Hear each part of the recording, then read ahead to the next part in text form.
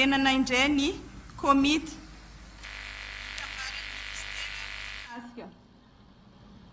ny antenimera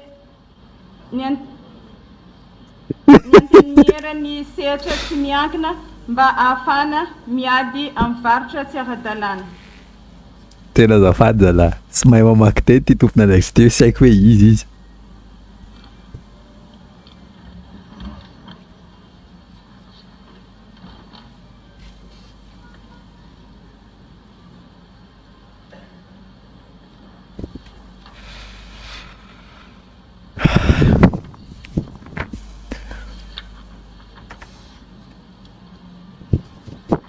Momba ny fahasahiranany vahoaka amin'ny tsy fahampiana mandray an-tanana ny fahasalamana sy amin'ilay tsy fahampian'ny fitaovana eo amin'ny fotoam-panavaozana moa zany isika izao a, ary efa misy zany ny ezaka ataony eo amin'ny ministera anampiana ny vahoaka, tsy tanisa amin'izany moa ny momba ny fond d'urgence izay azony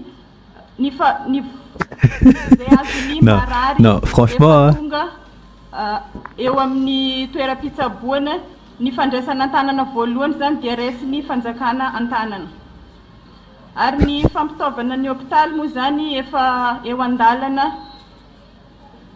an-dalana pitsinjarana ny fitaovana moa zany eo amin'ny ministera. Betsaka ny fitaovana izay misy ao amin'ny ministera izay iazana ho tsinjaraina amin'ny manerana ny nosy araka ny fangatana izay tonga aty aminay.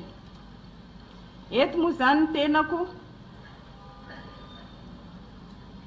vonona hiara-hiasa ary angataka ny fanampiana avy aminareo senateur mba hanatsarana ny tontolon'ny fahasalamana.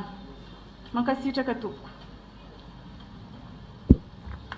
Ohatranao ramatoa ministry ny rano. Ministry fahasalamam-bahoaka. Ny manaraka zany zao dia miangavy ministry ny fahasalamam-bahoaka ve? Akatra ty. Oh, ministry ny fahasalamam-bahoaka ve? Sy mahay mamaky teny teo?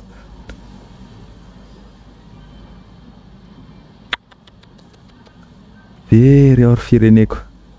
Eny sy haiko aloha fahaizany fa le namaky teny kosa raha zavatra bazika zany. Oh, mba neveriko hoe mba olona manana toerana ao ministera mba ohatra mba nanome ny fitenenana Andriamatofo